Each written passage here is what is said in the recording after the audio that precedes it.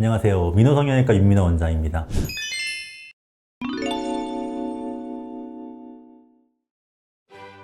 요즘 날씨가 더워지니까 지방 흡입을 고민하시는 분들이 많으시죠. 짧은 옷을 입고 싶은데 여기저기 있는 군살 때문에 고민이신 분들, 제가 오늘 지방 흡입의 A부터 Z까지 모든 것에 대해서 자세히 설명드리니까요. 이 영상 잘 봐주시면 좋겠습니다. 지방 흡입은 아무래도 여성분들 같은 경우 여름에 민소매 입는 경우가 많단 말이죠. 지하철 손잡이 잡을 때 늘어지면 상당히 신경이 쓰여요. 그래서 이 팔뚝살 흡입이 상당히 많은 것 같고요. 그리고 전통적으로 이제 복부랑 허벅지는 이제 스테디셀러거든요. 남성분들 같은 경우 사실 뭐 어디에 지방이 많아서 체형적으로 많다고 고민인 분은 없거든요. 대부분 이제 이중턱, 턱이 좀 경계가 불분명하고 얼굴이 커 보이고 늘어진 인상을 주는 경우에 이중턱 흡입을 하러 제일 많이 오시는 것 같아요. 지방 흡입은 구멍을 뚫고 피부 밑에 캐뉼라라고 하는 것을 집어넣어서 서서히 움직이면서 지방 세포를 추출하는 그런 수술인데요. 지금 제가 보여드리는 게 캐뉼라라고 부르는 거거든요. 이건 되게 얇고 짧은 캐뉼라들인데 얼굴에 주로 사용하는 사이즈가 되겠습니다. 직경이 약 1에서 2mm 정도 사이이고 길이는 한 10cm 정도 내외인데 얼굴에 집어넣어서 턱선이나 이중턱 쪽, 앞광대 쪽 볼륨을 줄일 때 사용하게 되고요. 바디 쪽에 우리가 몸통에 쓰는 캐뉼라는 훨씬 더 크고 긴데요. 일단 직경이 한 3mm 정도로 훨씬 굵고요. 길이도 일단 허벅지 같은 데 들어가려면 상당히 길어야 되잖아요. 그래서 한 30cm 정도, 25, 30cm 정도 되는 캐뉼라를 쓰고 있습니다. 이런 캐뉼라를 구멍을 뚫어서 피부 밑에 집어넣고 살살 긁어주게 되면은 이 캐뉼라에 있는 끝부분에 홈 같은 게 있어요. 이게 살짝 날카로운데 얘가 이제 지방 세포를 긁어내면서 안으로 음압에 의해서 흡입이 되게 되는 거죠. 실제 이제 수술 과정에 대해서 설명을 드리면은 가장 첫 번째는 의사와 환자의 어떤 의견을 일치시키는 과정이 필요해요. 현재 체형을 보고 서로 분석을 하고 원하시는 목표치를 갖다가 설정하는 게 중요하고 간혹 이제 그 목표치가 과하게 높은 분들이 계시죠. 그래서 그런 목표를 최대한 공통적 목표로 좁히는 과정이 꼭 필요하고요. 그 다음에는 이제 마킹펜으로 디자인을 하고 수술실로 들어가게 됩니다. 수술실에 들어가서는 마취를 먼저 하겠죠. 우리가 그냥 하면 아프니까 대부분은 수면 마취로 진행이 되고요. 한 번에 여러 군데를 하게 되면 또 많이 움직일 수도 있고 지방과 함께 체액이 많이 뽑히게 되면은 신체 활력 징후가 갑자기 안 좋아질 수 있어요. 그런 경우는 전신 마취로 하는 것이 안전한 수술이 가능하기 때문에 전신 마취를 하게 되고요. 하지만 보통은 한 번에 그렇게 많이 하는 경우는 없거든요. 부위별로 하는 경우가 많아서 대부분 수면 마취로 한다. 그 수면 마취가 시작이 되면은 저희가 튜메슨트라고 하는 용액을 지방을 흡입할 부위에 주입을 하게 됩니다. 이렇게 보시면 아주 작은 구멍들이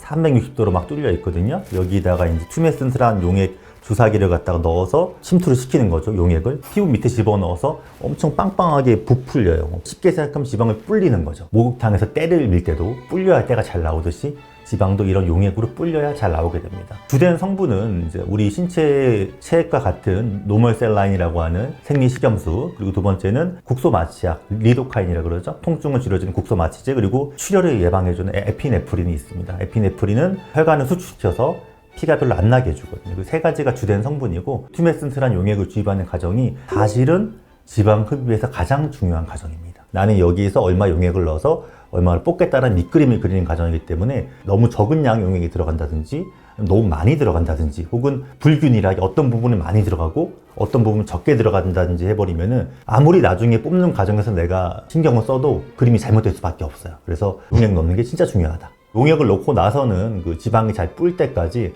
한 2-30분 정도 기다리게 되는데요. 지방이 잘 부들부들하게 유화될 수 있도록 시간을 주고 흡입을 하게 됩니다. 한 곳에서 많이 움직이게 되면 그 부위가 패일 수 있겠죠. 그래서 전반적으로 젠틀하게 움직이면서 매뉴얼로 저는 뽑는 걸 선호하고 있고요. 이 뽑는 방식이 또 여러 가지가 있는데 순수 사람의 힘만으로 인력으로 하는 방식이 있어요. 음압을 손가락 주사기로 걸어서 하는 방식이 있고 아니면 이제 기계가 있습니다. PAL이라 그래가지고 파워 어시스트드 라이포석션이라 그래서 기계가 계속 이렇게 움직여요. 1초에 한 3-4번씩 더더더더 움직이거든요. 그럼 훨씬 편하죠. 그래서 편하긴 한데 저 같은 경우는 이제 하차하는 순간에 흡입량이 좀 많아질 수도 있고 어떤 섬세한 터치를 하기엔 좀 안 좋다고 생각을 해가지고 저는 좀 매뉴얼을 선호하는 편이고요. 근데 간혹 이제 너무 뽑아야 될 게 많은 분들이 있잖아요. 도움을 받기도 합니다. 그거 외에도 이제 초음파를 사용해서 지방을 녹이는 기구도 있고 한데 주로 많이 쓰는 거는 PAL인 것 같고, 지방을 다 뽑고 나서는 압박 드레싱을 하고 수술이 끝나게 되는데요. 지방 뽑았던 자리를 잘 눌러줘야지 피부와 그 밑에 있는 조직이 다시 잘 달라붙으면서 회복이 잘 될 수 있고 혈종에 차는 일을 예방할 수 있기 때문에 압박 드레싱이 매우 중요합니다. 그래서 보통 이제 체형에 맞게 우리가 맞춤 제작을 해요. 뭐 수술하는 날 맞춤하시는 분이 오셔서 몸에 맞게 이제 압박복을 제작을 하거든요. 그렇게 하시면 좀 더 안전하게 출혈 없이 좀 더 좋은 경과를 얻을 수 있다. 또 수술 시간은 얼굴이나 이중턱 지방흡입 한 30분 정도 걸리고요. 팔뚝, 복부, 뭐 허벅지, 뭐 승마살 이런 거는 각각 부위별로 1시간 반에서 2시간 정도 생각하시면 될 것 같아요.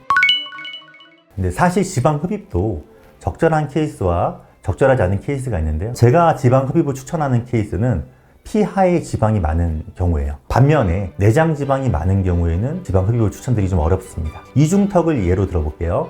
이중턱을 보시면은 안에 근육이 있어요. 활경근이라는 근육이 있는데 그 근육보다 더 바깥쪽에 피하 지방층이 존재하고요. 더 깊은 쪽에 내장 지방이 존재하거든요. 피하 지방층은 지방 흡입이 잘 돼요. 되게 술술 잘 나옵니다. 근데 내장 지방층은 잘 안 뽑혀. 그 안에는 혈관도 많고 하기 때문에 위험하고 잘 안 뽑히지가 않습니다. 그럼 그걸 우리가 어떻게 아냐? 이 표정을 목의 근육의 힘을 긴장을 시켜서 보이죠? 이 주름, 이 밴드. 이게 이제 활경근을 우리가 힘을 줘가지고 꽉 조이는 거거든요. 집었을 때 지방이 뭉근뭉근 만져진다. 피하 지방. 뽑을 수 있는 지방. 지방이 있는 것 같은데 했을 때 없어. 안 집혀. 내장 지방. 이게 이제 저는 지금 얼굴을 말씀드렸지만 복부도 마찬가지인데요. 복부는 힘을 빡 주고 만들었을 때 찝었을 때 이렇게 잡히면 피하 지방 뽑을 수 있는 거 상당히 많네요 지금. 네.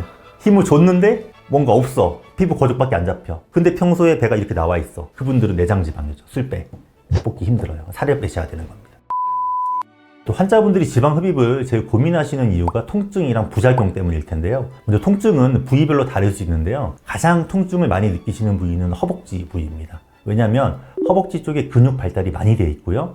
근육과 지방층 사이 경계가 불분명해가지고 캐뉼라가 왔다 갔다 하면서 지방을 흡입할 때 근육을 많이 자극을 하게 돼요. 쉽게 얘기하면 근육을 긁는 거죠. 자꾸 긁으면 당연히 자극되고 아프겠죠. 근육통이 발생할 수밖에 없고요. 그리고 반면에 통증이 제일 적은 부위는 얼굴 부위입니다. 지방 우리가 뽑을 때 피하 지방 밑에 스마스라고 하는 근막층이 있어요. 지방 흡입을 한다고 해서 그 캐뉼라가 안에 있는 근육까지 가지 못해요. 그냥 스마스 위에 있는 지방을 긁어낼 뿐이고 근육은 그 스마스보다 더 깊은 곳에 따로 존재하기 때문에 근육의 데미지를 주기가 매우 어렵습니다. 그래서 얼굴 같은 경우는 통증이 제일 적다. 그리고 통증의 강도도 궁금하실 텐데요. 실제로 수술받은 분들의 얘기 들어보면은 운동 안 하다가 하체를 열심히 조진 다음 날 그런 정도의 통증이다.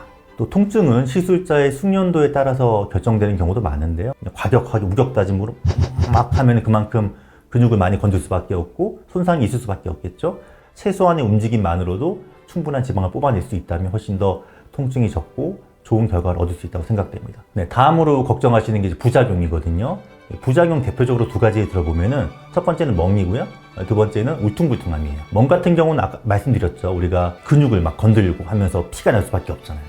피가 고이면 멍이 되는 거거든요. 멍은 사실은 아예 안 들 수는 없어요. 멍이 한번 들면 보통 한 2주 정도 지나면 보랏빛이 점점 누렇게 변하면서 없어진다고 생각하시면 되고, 얼굴 부위 같은 경우에 멍이 신경 쓰일 수 있죠. 한 일주일 이후부터는 그래도 멍 색깔이 많이 옅어지기 때문에 메이크업으로 가릴 수 있는 정도가 된다 라고 생각하시면 될 것 같고, 두 번째로 피부 표면의 울퉁불퉁함도 되게 고민이 많이 되시는 부분일 텐데요. 시술자가 말씀드린 투메센트란 용액을 고르게 잘 깔아주느냐, 그리고 얼마나 테크닉적으로 젠틀하게 잘 뽑아주느냐, 그 피부 안쪽에 있는 조직을 얼마큼 잘 압박해서 빈 공간이 안 생기게 해서 혈종이 안 차게 하느냐 핵심이거든요. 일단 잘해야 된다. 두 번째는 압박복을 잘 입어야 된다. 시술 후 케어도 중요한데요. 지방 흡입 같은 경우는 이제 멍이랑 붓기가 많을 수밖에 없단 말이죠.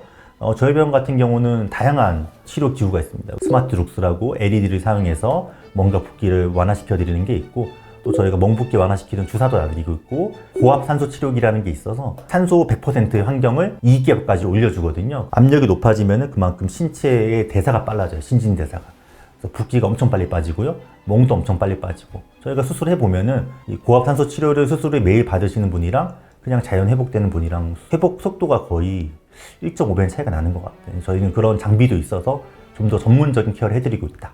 회복 기간도 궁금하실 것 같거든요. 보통 한 일주일 정도 지나면 일상생활 하시는 데는 크게 문제가 없고요. 어떤 최종적 결과가 나오려면 한 2, 3개월 정도는 지나야 된다. 점점점 붓기가 빠지고 흡입한 부위는 밖에는 보이지 않지만 안쪽에는 상처가 생겼던 거잖아요. 그 상처가 다시 리모델링 되고 좋아질 때까지는 한 2, 3개월, 길게는 6개월까지도 걸린다. 수술 후에 보통 1, 2주 후부터 환자분들이 뭉치는 거, 단단함, 띠 같은 게 있다고 하시거든요. 성형 카페 같은 데서는 바이오 본드라고 하더라고요. 정식 의학 용어는 아니고요. 의학 용어는 섬유화입니다. 그래서 우리가 수술 후에 안에 어떤 자극을 받고 손상을 받았잖아요. 이게 상처가 생겼기 때문에 그 상처가 치유되는 자연스러운 회복 과정 중에 하나라고 보시면 돼요. 너무 심하지 않고 약간의 섬유화는 당연하게 회복 과정에 생기는 변화라고 보시면 되고, 잘 마사지 해주시면은 한두 달 지나면서 풀리게 되고요. 문제가 없다라고 생각하시면 되겠습니다.